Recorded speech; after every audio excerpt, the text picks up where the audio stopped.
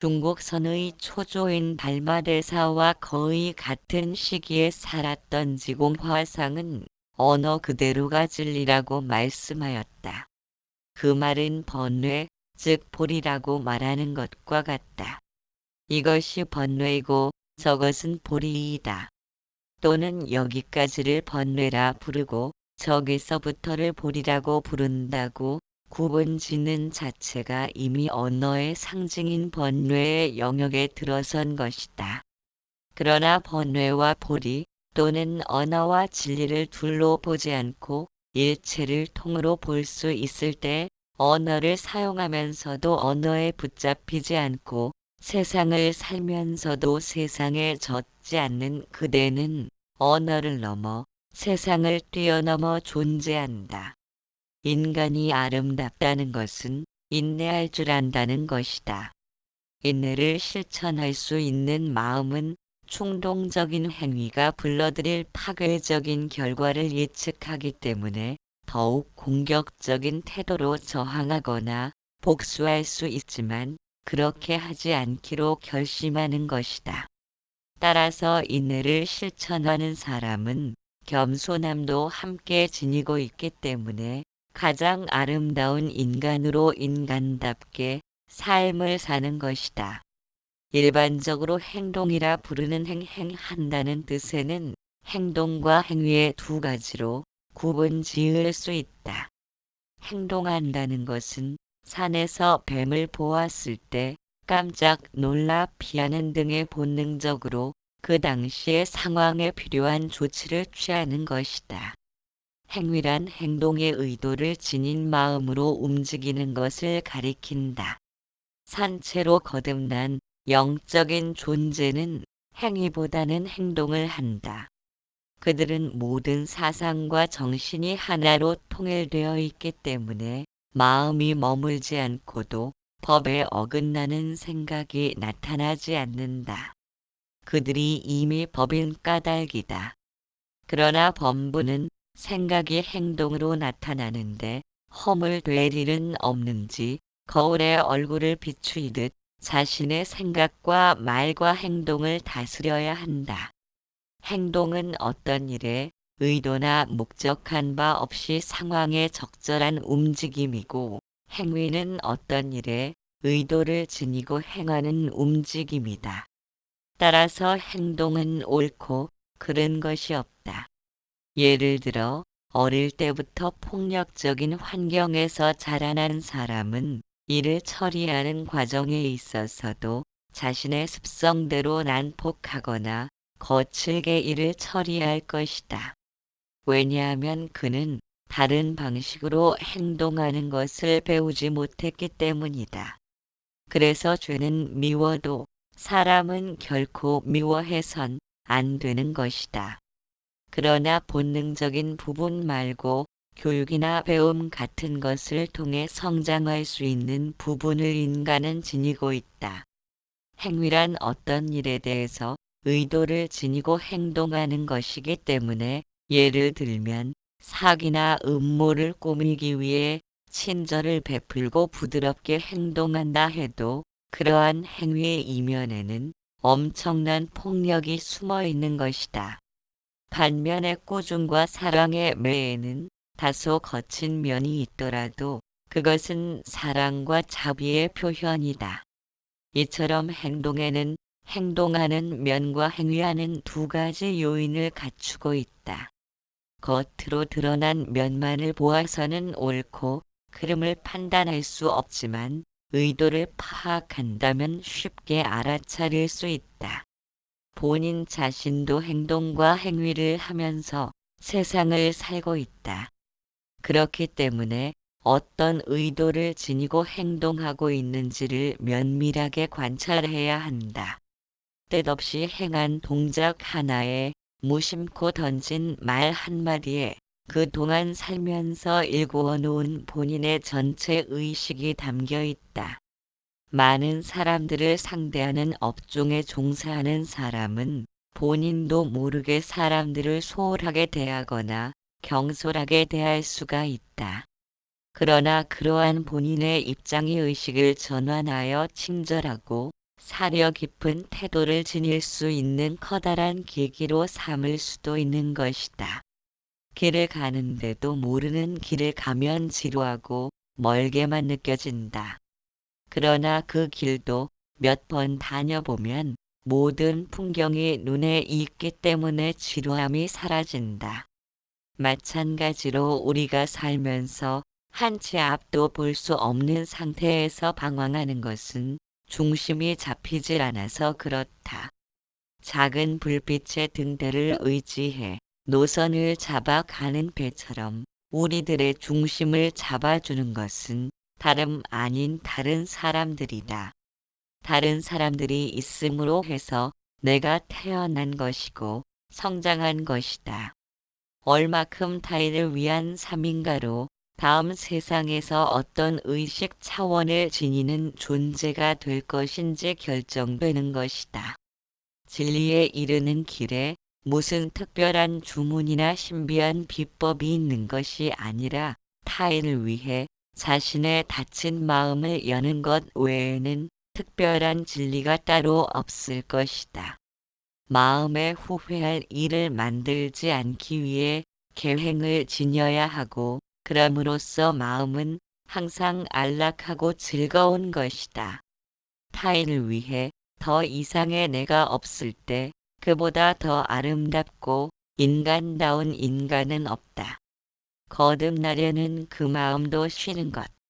얼마 전에 전철을 타고 가는데 내가 앉은 바로 맞은편 앞자리에는 여대생으로 보이는 듯 한 아가씨 둘이 앉아 있었다. 잠시 후 같은 또래로 보이는 아가씨가 그들 옆에 자리를 잡았다. 그리고는 미소를 띠며 자연스럽게 옆 자리에 앉아있는 학생들에게 물었다. 두 분이 친구냐, 학생이냐, 집은 서로 가까운가 하는 질문을 스스럼없이 던지고 대답하는 사이에 그들은 이미 오래전부터 알고 지내기나 한 듯이 서로 웃고 미소를 지으며 격의 없는 사이로 발전되었다. 보는 사람으로 하여금 서로 마음을 열고 너와 나라는 벽을 허물고 지낸다는 것이 얼마나 인간적인가라는 사실을 느낄 즈음에 가방을 열더니 기독교 회보를 꺼내주었다.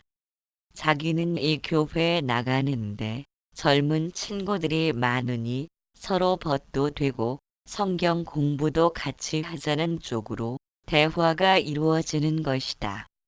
물론 전철역에서 교회에 나오라고 외치는 사람들을 무수히 봤지만 그처럼 자연스럽게 전도를 할 수 있다는 사실에 문득 종교가 지닌 교인은 서로 다르지만 지향하는 바는 전혀 다를 수만은 없다는 생각이 들었다. 어느 틈에 그들은 서로 믿음을 주고받는 듯했다. 상대의 입장이 되어 진정으로 그들과 하나가 되었을 때 무수한 이론을 통해 결론 내리고 엄청난 치장으로 논리를 역설한다 하더라도 종교상의 핵심을 들추고 경전을 수천 번 암송한다 해도 가슴에 피어오른 신뢰라는 한 송이의 꽃만큼 아름답지는 못할 것이다. 어릴 적부터 어머니의 손을 잡고 절에 가는 것이 즐겁고 침묵으로 가라앉은 듯 한 경건함에 자신도 모르게 엄숙해지는 느낌을 받았다. 어른이 되어서 아이들이 놀러 가자고 졸라대면 차가 많이 막힐 텐데 가는 건 별거 아닌데 올 땐 어찌 오나 하는 생각에 눈앞이 캄캄해지다가도 오는 길에 절이라도 둘러보고 와야지 라고 생각하면 번쩍 눈이 뜨이곤 했다. 그런데도 마음먹고 불교 경전을 보려면 지극히 현실적인 감각이 자리를 많이 차지한 나로서는 도저히 납득할 수 없는 부분들이 많아 마음에 거슬리는 것이었다. 용이 하늘을 날아다니고 땅이 갈라지고 하늘에서 연꽃이 눈처럼 떨어지고 하는 것들을 과연 논리적으로 어떻게 받아들여야 하는가 이 같은 사실을 당연하게 믿고 받아들이는 것이 타당한 것인가, 아니면 붓다의 위신력을 받들어 경의를 표하기 위한 상징적인 의미로 해석해야 하는가를 놓고 나름대로 고심하던 기억이 많았다. 우리들의 마음은 선보다는 악으로 기울어 있고 지혜보다는 어리석음이 들어차 있다. 그래서 붓다는 말씀하시기를 열에는 마음을 들면 청정하고 보배로운 각의 참마음이 나타나지만 중생들이 마음을 들면 번뇌 망상부터 일어난다고 했다. 사실 불교뿐 아니라 모든 종교는 바른 믿음을 통해 올바른 삶을 살도록 이끌고 있는 것이다. 그러기 위해서는 모든 살아있는 존재들과 화합되어야 하고 우리가 사는 세상을 서로가 공유하고 있다는 기본적인 사고방식을 바탕으로 확립되어야 한다. 우리들의 마음은 바르게 살고자 하고 정직하고 착하게 살고자 하나 오온이라는 무의식이 잠재되어 있는 우리들로선 여간 힘든 일이 아닐 수 없다. 좋고 멋진 물건을 보면 갖고 싶은 욕구가 먼저 일어나는 탓으로 그러한 욕망을 충족시키기 위해서는 남보다 강해져야 한다는 강박관념이 앞서는 것이 사실이다. 밥을 보고 흘러내리는 침을 추스르기란 아무리 생각을 통해 멈추려 해도 현실적으로는 불가능한 일이다. 우리가 무지에서 벗어나려 노력하지 않고 자신을 방치해 둔다면 양보나 배려, 관용 같은 남을 위하는 덕목이 저절로 생겨나진 않을 것이다. 인간은 교육이나 배움을 통해 남을 위하는 길이 결국 본인을 위하는 길이라는 것을 납득할 수 있다. 일단 이런 이해를 바탕으로 실천에 옮기고 그러한 사실을 확신할 수 있을 때 인간이란 무한한 가능성을 지닌 존재로서의 가치를 평가받을 수 있다. 인간의 마음 깊은 곳에서는 너나 할 것 없이 외롭고 고독한 존재들이다. 우리가 행하는 생각과 말과 행동의 저변에는 외로움을 벗어나려는 욕구가 잠재되어 있다. 이것을 본능이라고 한다. 그런데 문제는 타고난 외로움을 어떻게 극복하는가, 또 극복될 수 있는가 하는 점이 주요 관건이다. 만일 극복될 수 없는 것을 극복하려 한다면 이것이 어리석음의 연고라는 사실을 인정할 수 있는가 하는 것이다. 이 사실을 인정할 수 없다면 문제는 대단히 심각하다. 생각하면 머리가 아프니까 차라리 관심을 갖지 않는 것이 현명할지도 모른다. 지금 대다수의 사람들이 그렇게 살고 있다. 자신이 진정 원하는 것이 무엇인지 반론을 제기할 수 없도록 눈코뜰 새 없이 바쁘게 지나친다. 잘 훈련된 물개처럼 능숙한 조련사의 손놀림을 보면서 무사히 마친 하루 일과를 그저 감사할 뿐이다. 또 다른 부류들, 즉 외로움은 극복될 수 없고 삶은 고통의 연속이라는 사실을 인정할 수 있는 사람들은 절박한 심정을 갖게 될 것이다. 그들은 아무 생각 없이 오가며 마치는 하루 일과가 무의미하고 어리석다는 것을 알고 있다. 그들은 자신의 내면으로 깊숙이 파고든다. 최소한 고통스럽고 외로운 삶의 문제를 극복할 수는 없더라도 도대체 무엇 때문에 극복될 수 없는가 하는 점에 관심을 갖게 될 것이다. 그런 사람 중에 가장 대표적인 분이 바로 붓다이다. 붓다는 우리와 똑같은 삶을 살았고 등에 난 부스럼으로 고통을 받았다. 어린 아들인 라후라존자가 승단에 귀의하였을 때 비구들이 비구 아닌 사람과는 함께 잘 수 없다는 계율 때문에 부엌에서 자는 것을 보며 수행자들이 이렇게 매정할 수 있느냐고 꾸지람을 내렸다. 또한 음식을 잘못 먹고 식중독으로 열반하시면서도 제자를 모아놓고 삶은 덧없다. 게으르지 말고 부지런히 정진하라. 라고 말씀하신 고타마 붓다만큼 아름답고 위대한 인간은 없을 것이다. 만일 붓다가 신적인 요소를 강조하고 신처럼 살았다면 우리는 붓다를 기억할 수 없을 것이다. 왜냐하면 힌두교에서 셀 수 없이 등장하는 신 중에 한 분이었을 것이기 때문이다. 그러나 붓다는 가장 인간답게 산 인간이다. 마주 달리는 기차에 앉아 있다 보면 분명히 앞으로 가고 있음에도 뒤로 달리는 듯 한 착각을 일으킨다. 만일 기차가 길다면 긴 만큼 우리들은 오랜 착각 속에 빠져 있을 것이다. 아무리 정신을 차려도 뒤로 간다는 생각에서 벗어나기란 가능하지 않다. 모든 상황이 뒤로 가게끔 되어 있기 때문이다. 그래서 인간은 상황에 따라 변한다. 선하고 악한 사람도 결국은 자신이 처한 상황에 따라 움직이는 것이다. 그래서 죄는 미워도 죄인은 결코 미워해선 안 되는 것이다. 이런 원리로 컴퓨터 속에서 실제로 차를 운전하는 것 같은 경험을 하고 더 나아가 연인과 애정을 나누고 만족을 느낄 수 있는 정도가 되었다. 과학자들은 쥐의 뇌에 전극을 연결시켜 단추를 누르면 사정할 수 있는 장치를 개발해 달아놓았다.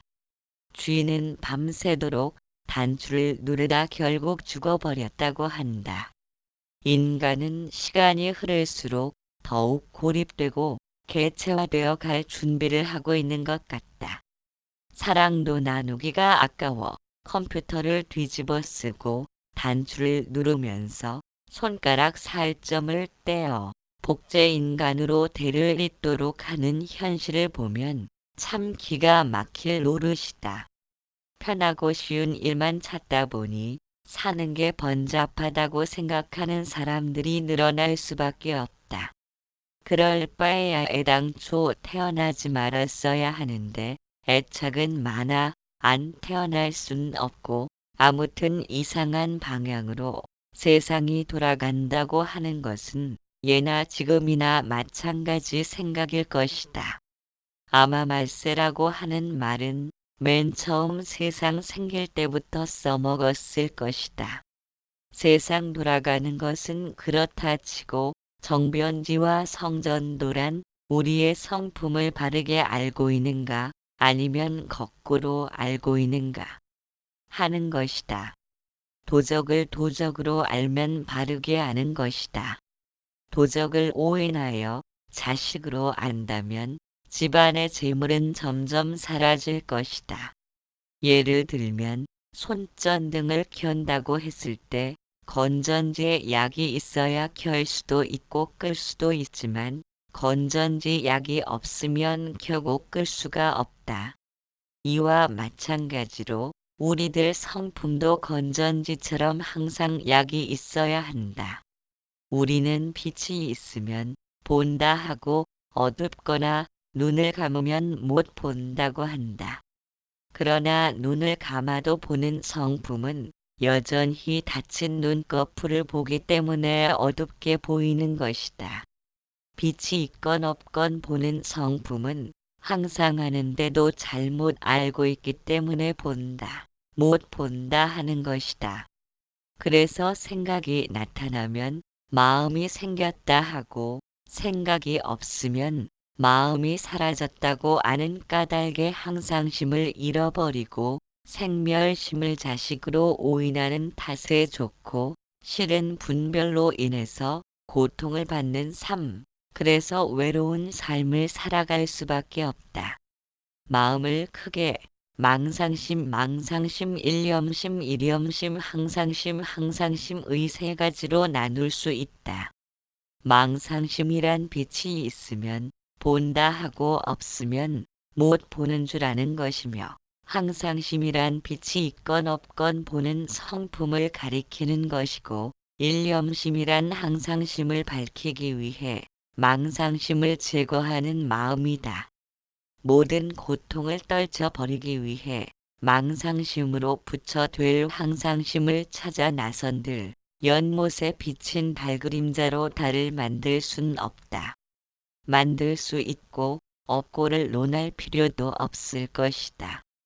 규봉선사는 수행하는 데 가장 훌륭한 방법은 역시 부처 되려는 그 마음을 내려놓는 것이며 그것을 열애청정선 연애청정선이라 하였다. 보조 국사인 진울 스님은 그것을 이렇게 말씀하였다.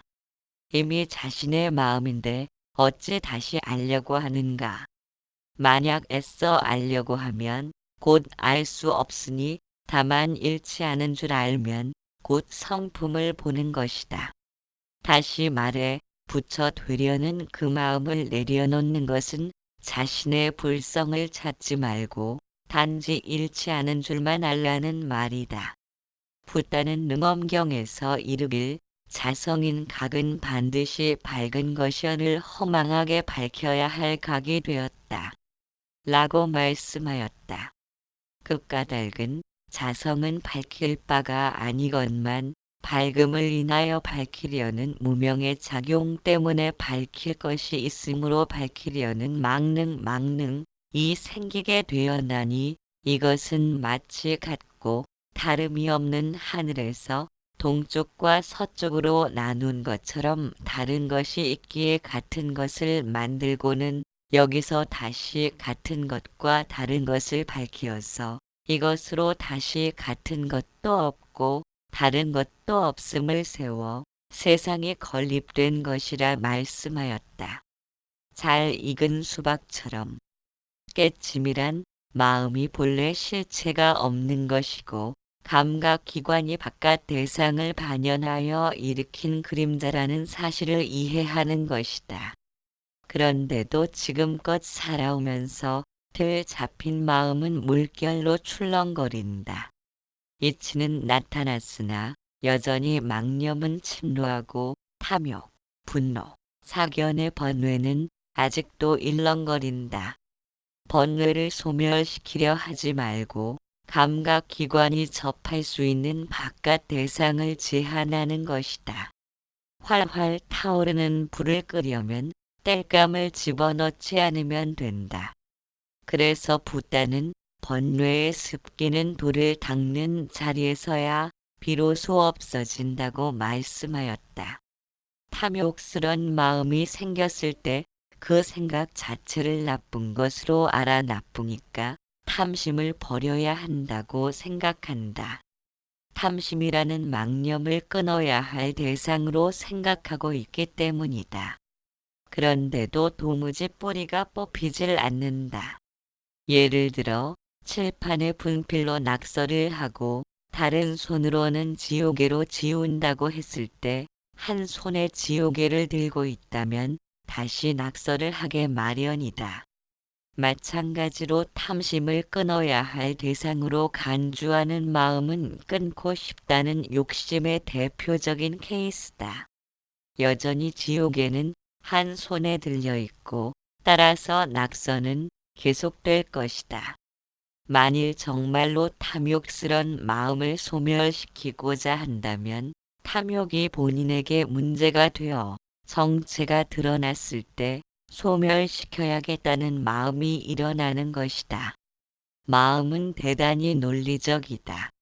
입에선 이름이 뱅뱅 도는데도 갑자기 떠오르지 않을 경우에 마음은 다른 일이 손에 잡히지 않을 정도로 혼란에 빠진다.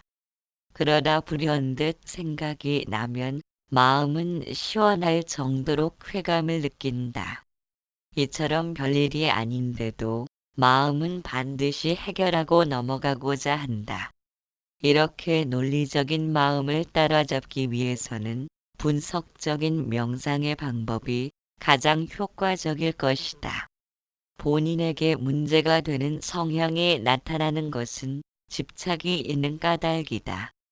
집착할 수 있다는 것은 머리가 좋다는 말이기도 하다. 건망증 환자는 집착하기도 전에 잊어버리기 때문에 집착할 수가 없다. 그래서 본인에게 문제가 나타났다는 사실을 알아차릴 수 있는 정도라면 이미 문제는 풀린 상태이다. 이제부터는 본인이 지닌 문제가 가져오는 파괴적인 결과를 계속 머릿속으로 떠올리는 것이다. 인간의 마음은 잠재의식과 의식으로 구분된다. 종이에 검은 점을 무수히 찍는다면 종이는 어둡게 되고 흰 점을 무수히 찍는다면 밝게 된다. 이처럼 잠재의식이라는 커다란 종이에 삶으로부터 받아들인 흰 점과 검은 점을 각인시키는 역할을 의식이 행하는 것이다. 또한 각인된 부분들에 대하여 다시 삶으로 되돌려 보내는 역할을 수행하는 것도 의식이 하는 일이다. 따라서 의식이란 잠재의식과 삶을 이어주는 다리에 불과하다.